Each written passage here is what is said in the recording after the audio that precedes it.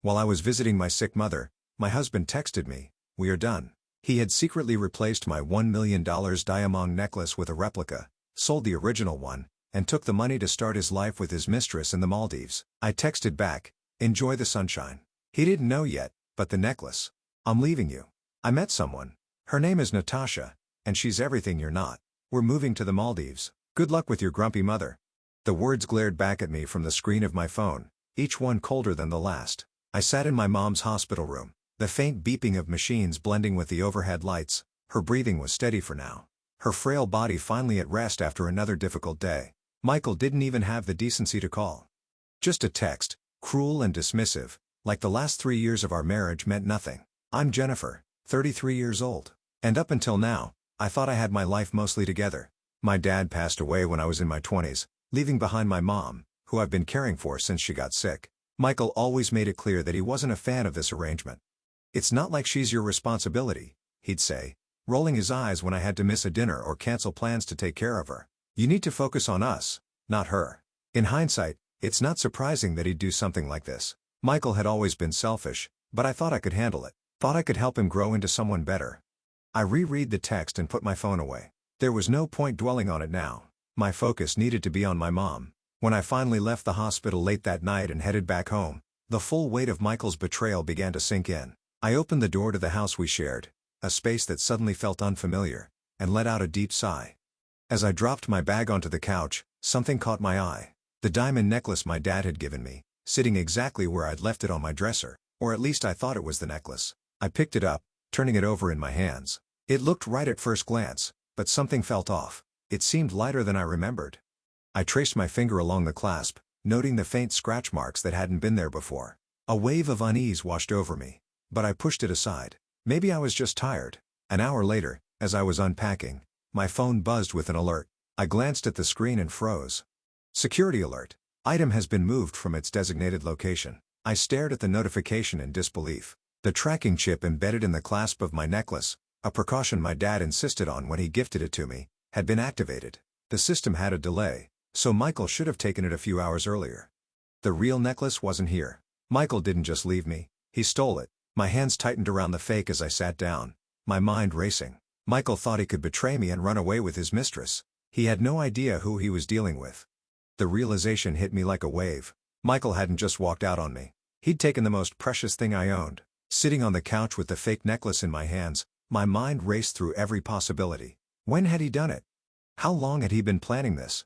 The thought of him sneaking into our bedroom, replacing the necklace with a cheap forgery made my stomach churn. The diamond necklace wasn't just jewelry. It was my dad's final gift to me, a symbol of his love and pride. Losing him had been the hardest thing I'd ever faced, and this necklace was one of the few tangible pieces of him I had left.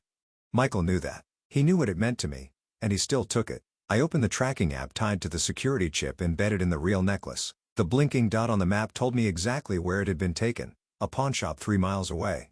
My jaw tightened as the anger began to build. How dare he? The realization settled deeper into my bones. Michael had been planning this for a while. His abrupt text message, the way he didn't even try to justify his actions, it was all part of his escape plan. But the question remained, why? I called the pawn shop, forcing my voice to stay calm.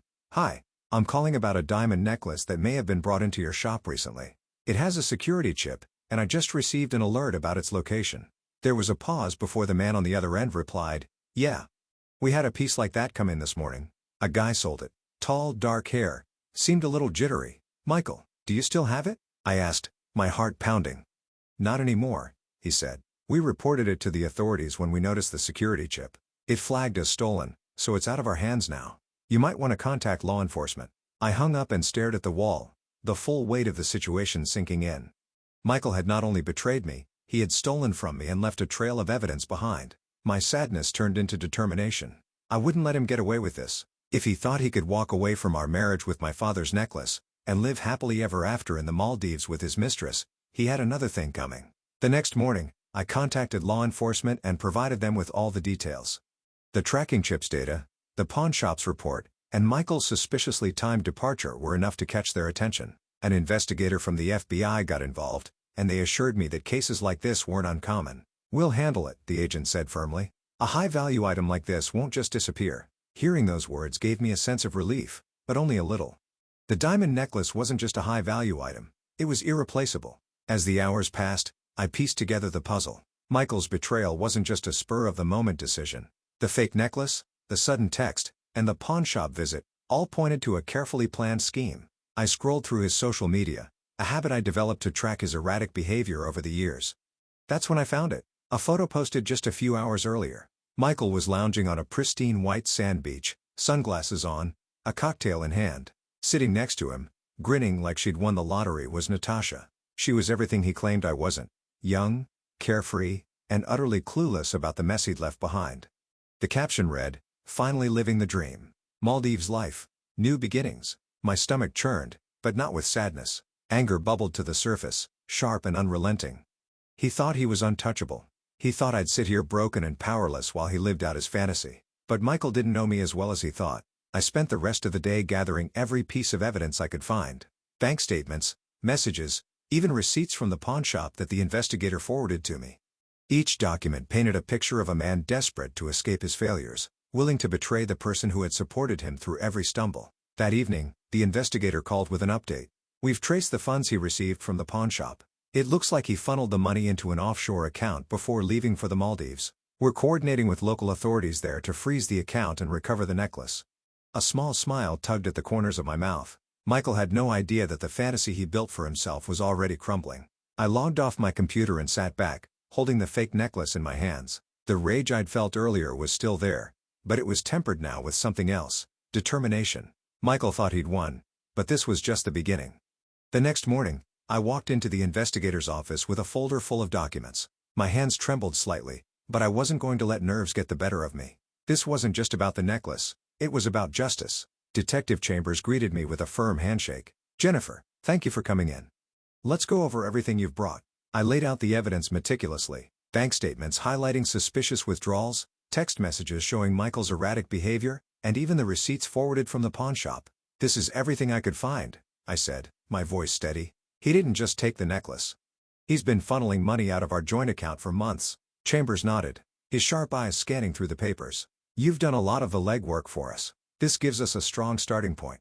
He turned his attention to the tracking chip data I had provided earlier. The chip signal stopped when the necklace entered customs in the Maldives. "We've already flagged the item with authorities there, but it's a complex process. International cases like this require collaboration with local officials." Hearing this should have made me feel helpless, but it didn't. For the first time since Michael's betrayal, I felt like I had allies on my side. The conversation shifted to Michael's recent activities. Chambers pulled up a file showing his financial activity. "It's clear he's been planning this for months. He sold the necklace for quick cash, but most of his funds are tied up in offshore accounts. We've requested a freeze on those accounts. If approved, it'll be another nail in his coffin." I leaned back, processing everything. "Do you think he knows you're onto him?" "Unlikely," Chambers replied. "Men like Michael think they're untouchable. That arrogance works in our favor." I left the office feeling a mix of emotions: relief, anger, and a growing sense of clarity. As much as Michael's actions had hurt me, they also forced me to see the truth about him. He wasn't just a selfish man, he was a calculated manipulator who thought he could walk all over me. I wasn't going to let him. That evening, I called my mom to check on her. Hearing her voice, frail but full of warmth, reminded me of why I was fighting so hard. She'd always been my rock, and now it was my turn to be strong for both of us. Before bed, I received a text from Chambers. "The case is moving forward. Stay strong, Jennifer. We'll get him." I slept soundly, knowing justice was within reach. Michael's Instagram post became a daily ritual for me, a strange mix of masochism and motivation. Every picture was a reminder of his betrayal, but they also fueled my determination. One morning, I scrolled through his latest post, a selfie of him and Natasha lounging by an infinity pool. Her oversized sun hat shielded her smug grin, while Michael held up a glass of champagne. The caption read, "Living life without limits. Maldives paradise. Couple goals." I scoffed, shaking my head. Couple goals? More like criminal goals. Unbeknownst to Michael, the walls were closing in. Detective Chambers had updated me earlier that morning. "We've confirmed his offshore account was frozen yesterday. He likely hasn't realized it yet, but once he does, he'll start scrambling. That's when mistakes happen." Chambers wasn't wrong. The next day, Michael posted a story featuring a shopping spree at a luxury boutique. Natasha paraded around in a designer dress, spinning for the camera while Michael narrated, "Anything for my queen." But the cracks were starting to show. I noticed his posts became less frequent and shorter, as if he were too preoccupied to craft his usual captions. Later that week, I received a call from Chambers. "Jennifer, we have news. The Maldivian authorities have officially flagged Michael. They're preparing to issue an arrest warrant based on the charges we filed. It's just a matter of time now." Hearing those words gave me a jolt of satisfaction. Michael had played his cards, thinking he held all the power. Now his house of lies was crumbling, and he had no idea. Meanwhile, Natasha seemed blissfully unaware of the storm brewing around her. Another photo appeared on Michael's feed that evening, the two of them snorkeling in crystal-clear water. I stared at the screen, wondering if Natasha knew the kind of man she was with. Did she realize he was capable of stealing from someone who had done nothing but support him? Or was she complicit in his schemes, willingly blind to the consequences? The next day, I got another call from Chambers. His tone was sharper this time, more urgent. "Jennifer, the arrest warrant has been issued. Local authorities are tracking Michael's movements now. If all goes smoothly, they'll have him in custody within 48 hours. I hung up the phone and allowed myself a small smile. Michael was still sipping cocktails and snapping photos, utterly oblivious to the fact that his perfect little world was about to implode. Soon, he wouldn't be able to run. His fantasy life in paradise would become the nightmare he deserved. 2 days later, I got the call I had been waiting for. "Jennifer, we've got him," Detective Chambers said, his voice filled with quiet satisfaction. Michael was taken into custody this morning in the Maldives. Local authorities intercepted him at his resort. The rush of relief hit me so hard, I had to sit down. "What happens now?" I asked, barely able to contain the mix of emotions swirling inside me.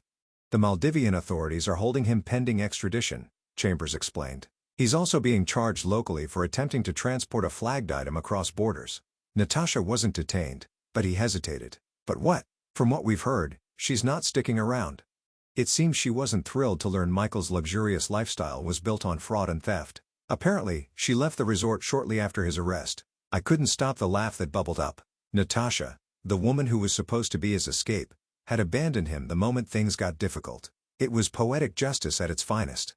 Later that evening, I saw the fallout for myself. Social media was ablaze with photos and updates. One picture taken by a fellow guest at the resort showed Michael being escorted out by 2 officers, his hands cuffed behind his back. He was wearing the same smug sunglasses he donned in all his previous posts, but his expression was anything but confident now. The caption read, "Drama at the resort. Some guy got arrested for theft. Guess paradise isn't for everyone. Scandal." I spent the next hour scrolling through the chaos. Natasha had deleted all her posts featuring Michael. Her captions scrubbed clean of any mention of their dream life. A few eagle-eyed commenters speculated that she had already flown back home, leaving Michael to fend for himself. It wasn't long before my phone buzzed with a message from Detective Chambers. "The extradition process has begun. He'll be brought back to face charges here. With the evidence we've collected, it's a solid case. He won't be walking away from this." For the first time since this nightmare began, I felt something close to peace. Michael, who thought he could steal my father's necklace, my money, and my dignity, was now sitting in a Maldivian jail cell with nowhere to run. And Natasha?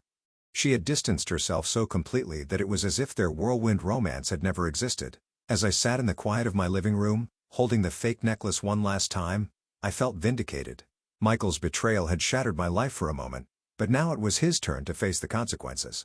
The day after Michael's arrest, I woke up to sunlight streaming through my bedroom window. I didn't feel like the weight of the world was crushing me anymore. I stretched out in bed, letting the quiet sink in. Michael was gone, and for once, the thought didn't hurt. It felt liberating. The first thing I did was visit my mom. Sitting by her bedside in the hospital, I held her hand and updated her on everything that had happened. "He's finally getting what he deserves," I said softly. My mom, frail but always sharp, squeezed my hand weakly. "You're stronger than you think, Jennifer. I've always known that." Her words stayed with me long after I left. I realized that despite the heartbreak and betrayal, I had stood firm. I didn't let Michael's actions destroy me. I fought back. And now, it was time to start focusing on what truly mattered: rebuilding my life. I started small. I cleared out the house, removing every trace of Michael. His clothes, his cologne, even the tacky souvenirs he insisted on keeping, they all went into garbage bags. With each item I tossed, I felt a little lighter, as if I were reclaiming my space, my sanity, and my identity. I also spent more time with my mom, organizing her medical care and ensuring she had everything she needed. Her smile, though faint, reminded me of why I had fought so hard in the first place. The next step was my career. Michael had drained some of our finances, but I wasn't starting from zero. My savings, combined with the funds I managed to recover, gave me a foundation. I reached out to my former boss, a supportive woman named Ellen who had always believed in me. When I explained my situation, Ellen didn't hesitate. "Come back whenever you're ready," she said. "We've missed having you on the team." Her words were a lifeline. Within weeks, I was back at work, diving into projects that reignited my passion. The familiar routines helped me regain a sense of stability, but this time, I set clear boundaries. No more working late into the night to appease Michael. My time was mine, and I wasn't giving it away again. I also reconnected with friends I had drifted away from during my marriage. Over coffee and long conversations, I realized how much I had missed these relationships. They reminded me of the person I had been before Michael, someone independent, driven, and full of life. Every evening, I spent time journaling, reflecting on my journey. The entries weren't always positive. There were still moments of anger and sadness, but they were honest. Writing helped me process everything I had endured, and reminded me of the strength I had found within myself. One night, as I was flipping through old photos, I came across a picture of my dad. He was grinning at the camera, the sunlight catching the necklace that now rested safely in my jewelry box. "I did it, Dad," I whispered, holding the photo close. I didn't let him win. The next day, I made a promise to myself, no more living in the past. Michael's chapter in my life was over. Now it was time to focus on me, my mom, and the future we still had ahead of us. It was a quiet evening when I got the message. At first, I didn't recognize the number. The text read, "Jennifer, this is Natasha. I know I'm the last person you want to hear from, but I need to tell you something. Please call me." I stared at the screen. My initial reaction, a mix of anger and disbelief. Natasha, the woman who had helped Michael shatter my life, was now reaching out? The nerve. I debated ignoring it, but curiosity got the better of me. With a deep breath, I dialed the number.